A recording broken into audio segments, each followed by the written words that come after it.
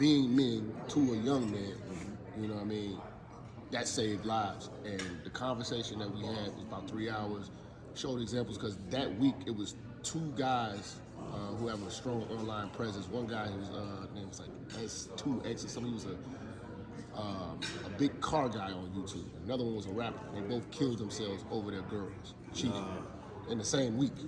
So it was a subject that we had to deal with as far as suicide. And a lot of divorce guys. It was a lot of guys. It was like because they feel like they lost everything. I like to call the manosphere, I mean, my word for it is the mentor sphere. Because I think the manosphere ends up being like a real bitchy place. It reminds me more of a digital beauty salon. You know what I'm saying? That's what it's turning into, but it shouldn't be. Yeah. I like the mentor sphere because I like men teaching men, not men bitching at men and making fun of other men. I'm so tired of expose videos and the real truth about Donovan Sharp. And I'm like, oh, just lay off of that shit, dudes. You know, just teach. You know, stop breaking chops. I don't know. It's weird. I think that what you're saying makes absolute sense. And one of the things that's come out of this conference, when I've talked to a lot of people, is there's been some type of serious break between fathers and sons, grandfathers and uncles, like the kind of wisdom. Yeah, we talked about it with this fella here, right? Definitely. Right? The break between. Get me, Jet? Actually, I want to kind of touch on what both of y'all said, because I understand what you're saying. I definitely feel that there needs to be more camaraderie. You know what I'm saying? There needs to be more communication between the men, and there needs to be a support system of trust. And how you're saying, like, we want to see men teaching men. Also, obviously, leading by example. That's the best way that men learn. We learn kinetically. We learn by seeing it, and we learn through the process of doing it. We don't learn so much through the speech. You know what I'm saying? Iron sharpens iron. Right, and we see that, you know, the differences in how little boys learn and how little girls learn. But also, you said something about you don't want to hear men bitching at men. Yeah. And you know what I'm saying, kind of like making fun of them and clowning them. But that's the part where I disagree a little bit because, okay, when I first started seeing Jab's videos and the way he came off, it's like I understood that was a cultural thing. Because some other people might could watch that and think, okay, Jab is just clowning, he's making fun of and stuff like that. But when I see Jab, I see that barbershop energy. I see that, you know what I'm saying, that block energy. You know what I'm saying? Where the brothers can make fun of each other, but it's coming from a place of love. I get that. You know what I mean? Like, well, see, yeah, but listen, the cultural barbershop you're talking about, like the barbershops I go to are different than the barbershops you might go to. Right. Like, now I'm a barber. I'm a licensed barber. Right. Okay. All right. I will throw down and see you 20. And in Pennsylvania and Florida. And my first job was in a black barbershop. And there were things that I didn't understand. Right. They talk crazy in this. We tear each other down from the door. Like, yo, what are you wearing, bro? Look at your shoes, player. Here's an example. A guy comes in. It was me. I had my chair, and Gene. That's such a barber name, Gene. And That's a barber name. One of the clients would come in, look at me, and then look at Gene, and say to Gene, "Would you turn in your black card?" Exactly. And I was like, okay. I'm like, is that like an insult? It's not an insult. It means that I like you enough to say that. And then he'd say, just kidding. And then he'd go over to Gene and do like 9 handshakes. Yeah. Like this. Yeah. I mean, and then he'd come over to me and go, "Hi, George." Because you're not in yet. You're not in yet, George. I'm like, where's the rest of my handshakes? I feel cheated.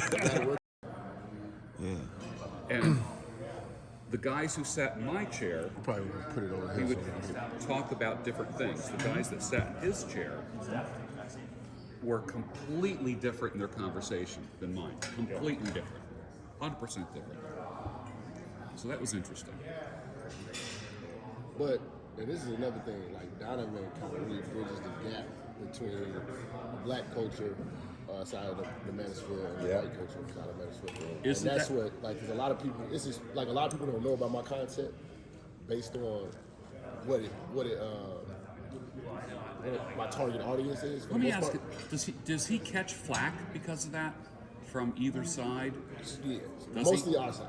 Okay. Because again, it's territorial. But I see the bigger picture. A lot of guys, and again, Like, I don't picture him as like, oh, he's the black guy that has the conference. Like, I don't think like that. I just think like, oh, he's a conference organizer. He brings people together. But I don't think, oh, he's the black guy. But then I have some white friends that said, oh, it's just going to be the black conference. I said, I don't think it's going to be just the black conference. nah, it's really not. I mean, it's a man conference. That's the thing about the common ground thing that drives me insane. We can learn from each other and our different backgrounds as men. And I got to say, the black community, it's like so intense. It's It's aggressive. so aggressive. It's aggressive. The whole dynamic between men and women, especially, and then like, what does it mean to be a man and earning your way and all that? So that's like, and it's articulated and extreme, and so it helps, I think, for some. But here's people. another thing too. A lot of the white males don't understand how feminine and aggressive black culture is, because it's dominated By women. by women. Like, by so mommies and feminists, aunties. you got feminists in the white community. You can identify them. You know, Big Red. You see those. They like go crazy. But like, we're all raised by those. Yeah. You know what I'm saying? I've said for Like, years that thug energy is feminine yeah, energy. it's very feminine. So like, these guys really act like their mothers, because the mothers tell them, like, don't you let nobody do this to you. You know, they tell them to fight at school. They tell them to do this type of stuff. Exactly. To react. We gotta react we gotta emotionally. get untaught a lot of things. You know, so, Definitely. I mean, even in the dress. You know what I'm saying? The dress code in the black community is like, it's inspired by the wrong traits. I'll give you an example of what I'm trying to say. Have you ever broke down what female fashion is based on? Female fashion is based on, how can I look like I have the most amount of money with the least amount of effort? Getting your nails done constantly, but yet when you get your nails done, it hinders your ability to work. Buying expensive heels. Now you have difficulty walking, so you're not walking far. You can't run or move effectively or efficiently. Yeah. So you're not really working It's in more heels. for Right. look. Right. You're not really working in heels. You're wearing, bottoms that don't allow you to put anything in your pocket. Yeah. So now you have to carry a purse, which is now a side accessory. Yeah. Right. Which hinders you even more Yeah. for how much work you can do and how productive you can do. Yeah. So everything about female fashion, the way their hair Yeah. hinders how effective they can be at working, but yet you're spending. So the overall message of feminine fashion is, I spend, but I don't work. Now, if you correlate that with the male fashion of the black community, it's giving actually the same message. I'm like wearing sweats, or I'm just wearing a t-shirt. I didn't really put, you know what I'm saying? I'm not dressed up, but this shit is expensive. I'm wearing basketball fucking sneakers all the time. I'm wearing tennis shoes. I'm wearing sneakers, but they're expensive. You see what I mean? everything is emotionally, Right. driven I'm on to the make block all the person time. who I'm has it not on working. feel good. Right? I'm wearing jewelry all the time, which is not. So the constant dress code, you know what I'm saying, of the urban black man is leisure, but expensive. So you're spending, but you're not It's looking working. good and feeling good, but not actually being good. You That's- know what I mean? right, So that's you're what gonna I'm look saying. rich, you're gonna feel rich, but not actually be rich. But not actually be rich, right? So like, even when you go down to casinos, you're gonna see guys down with Louis Vuitton this, Louis Vuitton that, but when you go to what really matters, where you lay your head, Yeah. it doesn't match. Right. And that's an emotional thing, because And that's modern. I think that's the very mothers want to feel good. They teach the kids to feel right. good. It's instant gratification, and all of this is very, very recent in our culture, because it wasn't like that in the 40s, the 50s, 50s, and it started women phasing out in the dressed 60s. Right. Exactly. You had black men that were working extremely hard, right? Weren't necessarily making a lot of money, but they were wearing suits even on their days off. They were always wearing When suits. the fathers were removed, the men. That's what I'm trying to say. All that in and out. And the instant gratification came in. Interesting. So the black community understood working hard, being patient, and building towards the future. They understood prioritizing, you know what I'm saying, the spending as well as the effort and the energy. and the respect and the admiration in the neighborhood was given to the hardworking fathers. So when you remove those hardworking fathers from that environment, now the children coming up, they don't have the patience because there's no one to teach them it. It's right. It's a hard lesson to teach young boys patience, delayed gratification. That's why we need the right? mentor sphere. Right, and spending on what's like spending on what's important. Right, saving money. My grandfather was all about saving money. Make sure you save money. And if it's like he's drilling that into me on one end, and on the other end, I'm watching the female behavior in my family, which is the opposite energy. Everything is instant gratification. I want to feel good now. So fathers have that struggle of always being the bad guy in the house because everybody's always upset with you because you're not letting them get their way. But because they're not getting their way, they're learning the lessons because they're forced to. So I see that. I don't see that type of persistence with female parenting, if that's even what you want to call it. There isn't this emphasis on patience. There isn't this emphasis on saving your money. There isn't this emphasis on building something that you're not going to reap the benefits of till later. I remember my grandfather took me shopping. He took me to the nursery, right, where he would like get his seeds and all this type of stuff because he was a farmer by trade before he came to this country. I had went with him many of times. But this particular time, it wasn't about him, it was about me. Usually, he's going to get something, or before my grandmother died, they would go and they would get whatever they need to get. I'm a kid, I'm not really even paying attention to that stuff. There's all these fruit trees and everything going on in the yard. I'm just enjoying it. I'm just enjoying the fruit. I'm just enjoying the vegetables, what comes, right?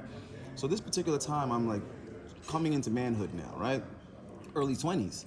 And he says to me, come on, I need a ride to the nursery. And I'm thinking it's about using my truck. I had a Cherokee at the time, so I'm thinking, oh shit, he probably wants to put some big ass fucking tree or some shit in my truck, and now I'm gonna have to vacuum out fucking soil and dirt.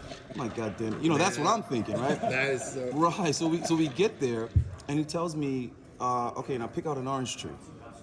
So I'm still not getting it because I'm like, why does he care about me? Why am I picking your orange tree? So we pick, I pick an orange tree. It's about 7 years old.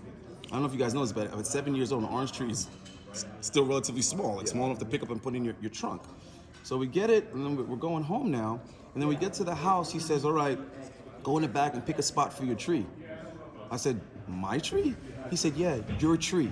You're a man now. It's time for you to plant something for the next generation. You've been eating off of my trees your whole life. Oh, wow. Jesus Christ. Well, that's a whole picture for life. But he taught his lessons. My grandfather taught his lessons kinetically. Right. He didn't sit there and verbalize it out. He just put you in the process of that thing, and then afterwards he patted you on the back and said, "You learned something." Can't learn that in a classroom. I got one from a guy who was a Korean banker. Went out to lunch with him, and this guy was talking about how he was trying to instruct his son, and his son was like, "This is a hardworking guy, he's successful." He's like, "I'm getting no traction with this kid. No traction. We go to church, I tell him to do these things, whatever. And then I talk to another man, another father. She said, I'm trying to talk to my son. And he's like, not listening to me. There's no impact. He says, you can't tell him. You need to take him. You need to do it. You need to take him. You need to do it. So he says, you're doing some good work with some homeless people, whatever. Take your son.